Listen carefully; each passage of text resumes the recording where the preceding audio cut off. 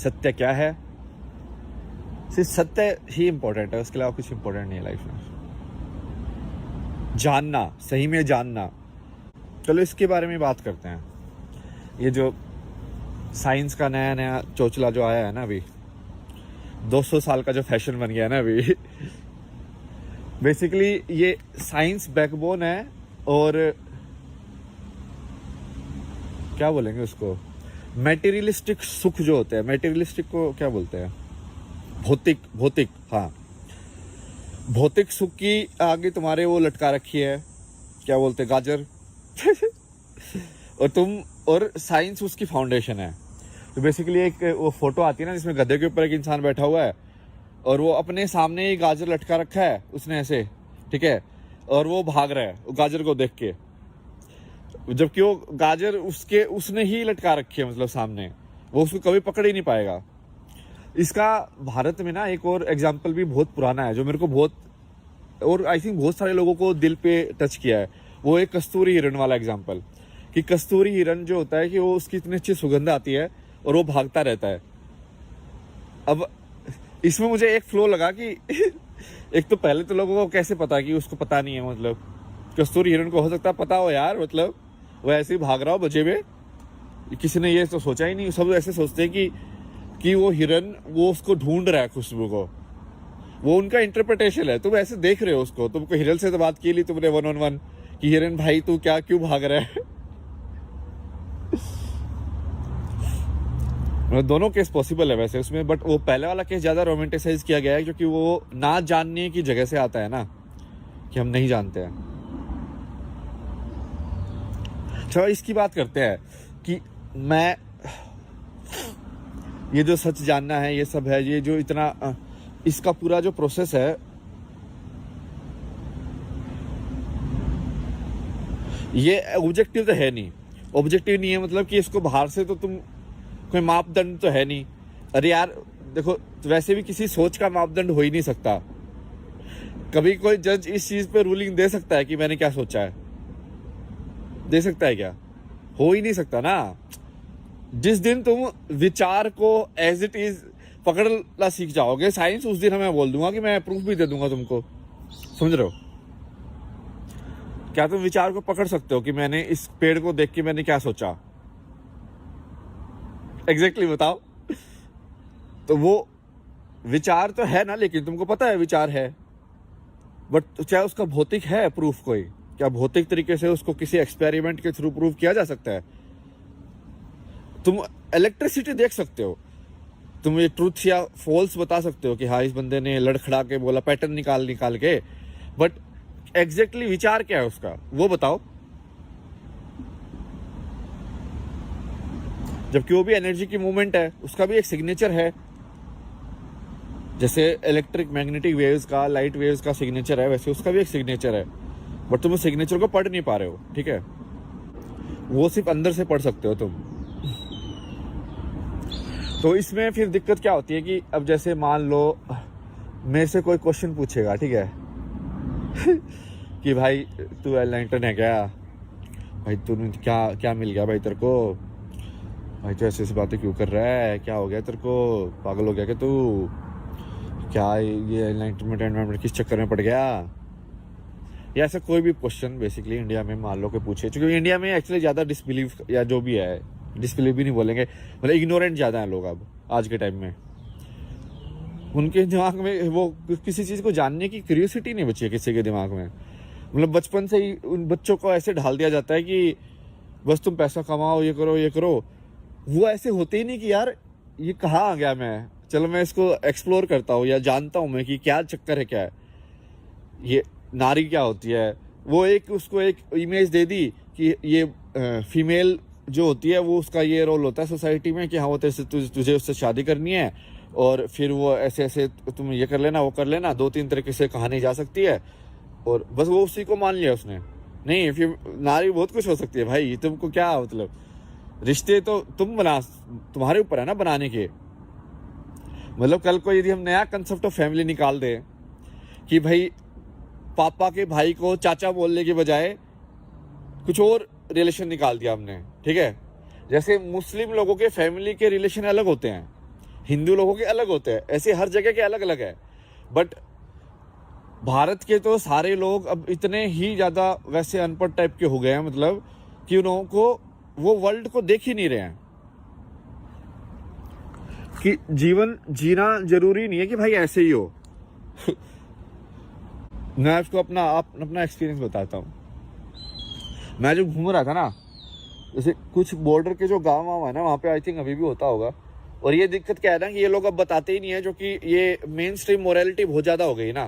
तो main stream morality होने की वजह से कुछ भी, और ये हमने वेस्ट से लिया, ये मेन स्ट्रीम मोरालिटी वाला ये यहाँ पे ज़्यादा होता है। यहाँ पे प्रोपेगेंडा कर करके ये पहले सिगरेट का प्रोडक्ट बना देते हैं, ठीक है, सिगरेट का प्रोडक्ट इन्होंने ही बनाया।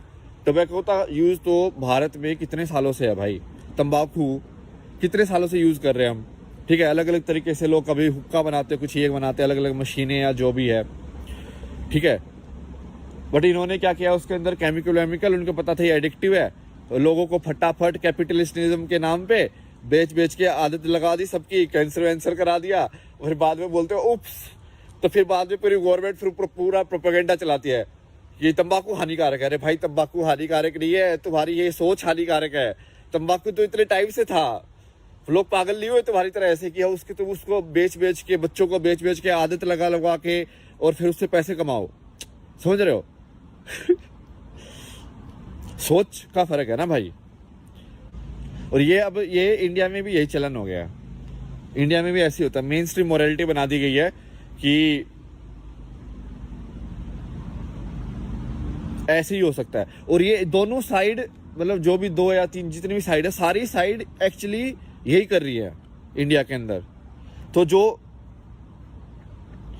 बस वो कुछ चीजों में मतभेद कर देती है, जैसे कि इन्होंने ये साइंस को मेन स्ट्रीम मोरालिटी बना लिया है, ये लेफ्ट वाले जिनको बोलते हैं, ठीक है, उन्होंने साइंस को मेन स्ट्रीम मोरालिटी बना लिया है कि साइंस हमारा भगवान है। अब वो भी सच नहीं है, ठीक है। अब दूसरे वाले लोगों ने क्या किया कि उन लोगों ने ये, क्या बोलूं मैं, मतलब नकली भी नहीं है यार, अब वो उसको बोलना बहुत ही क्रिटिकल है ना। आजकल तो भाई स्पीच के ऊपर ही लोग जेल वेल करा देते हैं, जहाँ से बोलना पड़ता है सबको सोच समझ के। भाई कुछ ऐसे मेरी गलत इंटेंशन है, मैं तो सारे शब्द वापस ले लूंगा, ठीक है। कोई बुरा मत मानना भाई। मैं तो साथ में सोच के कि सबका कुछ मिले, सबको ना भला हो।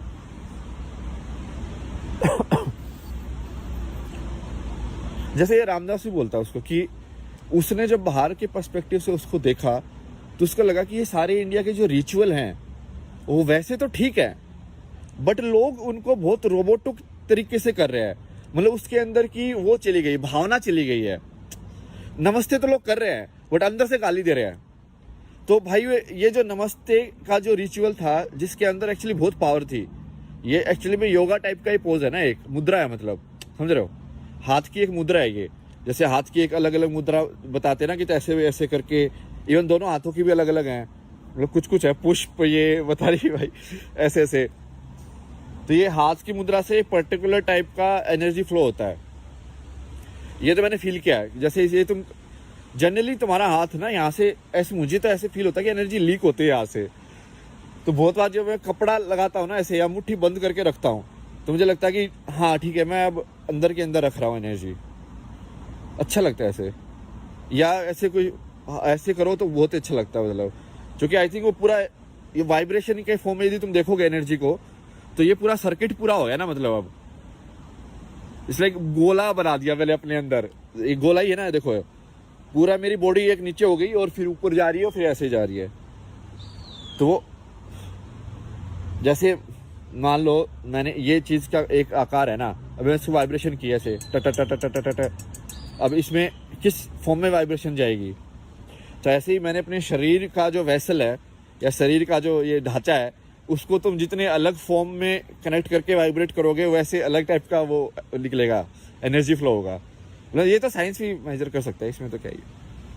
तो वही है, तो अब उसमें अब इंडिया में जो दूसरी साइड वो हो गई है कि जो ये सब कर रही है बट नकली तरीके से कर रही है, बिना दिल के कर रही है। नकली भी नहीं बोलेंगे उसको, क्योंकि वो एक्चुअली कर्म तो हो रहा है, मतलब मंदिर की घंटी तो बज रही है, बट मंदिर की घंटी से जो तुम्हारा ध्यान की प्रक्रिया में जो तुम्हारी मदद होनी चाहिए थी, कि तुम उस घंटी को सुनते ही तुम्हारा सारा ध्यान वहां पे आ जाए, समझ रहे हो? क्योंकि वो ये तो बुद्धिस्ट लोग जो हैं ये उसको ध्यान के लिए यूज करते हैं ना घंटी को। ये ऑब्जर्व किया तुमने कभी? It's like ton. तो वो इसका ना इन्होंने प्रोडक्ट भी बनाए हैं, मैं यूज कर रहा था कि मान लो तुम काम कर रहे हो और तुमको इसको क्या बोलते हैं, माइंडफुलनेस जिसको बोलते हैं, उसकी वो प्रैक्टिस करनी है। तो इन्होंने ऐप से प्लगइन बना रखे हैं कि हर 30 मिनट में, या तुम टाइमर सेट कर सकते हो, घंटी बज जाएगी। उससे क्या होगा कि तुम मान लो कहीं पे जा रहे हो अलग ही थॉट वे, ठीक है सही ट्रैक पे नहीं जा रहे हो, तो 30 सेकंड के बाद तुम्हारा एक इंडिकेशन आएगा कि भाई वापस आ जाओ।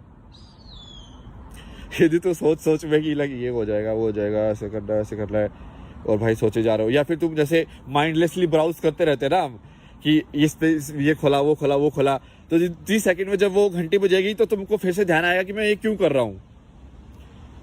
तो वो बेसिकली तुम्हारा ध्यान वापस वर्तमान में लाने की कोई उसका वो इंस्ट्रूमेंट है, मान लो वैसा ही है। तो ऐसे अपना तो घंटी कितना पुराना है यार, मतलब ये घंटी का जो इंस्ट्रूमेंट है ना, सही इसको तो बहुत स्टडी करना चाहिए।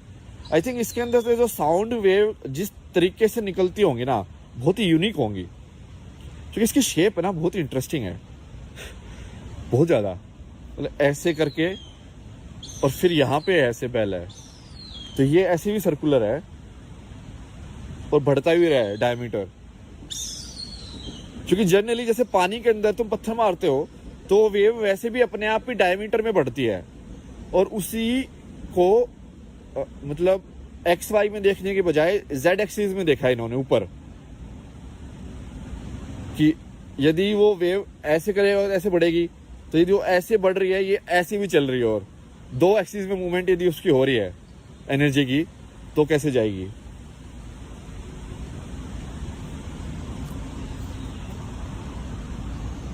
इसका कोई सॉफ्टवेयर है क्या इसका, जिसमें मैं सारे चीज़ों का किसने बनाए हो सिमुलेशन सॉफ्टवेयर की, घंटी ऐसे बजती है तो कैसे एनर्जी का कैसे होगा।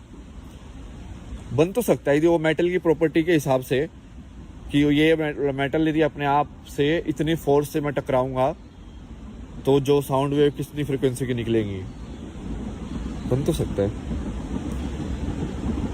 मैं इतना पढ़ा ही नहीं यार इंजीनियरिंग में मैं ज़्यादा ध्यान था ना इसमें फोटोग्राफी में।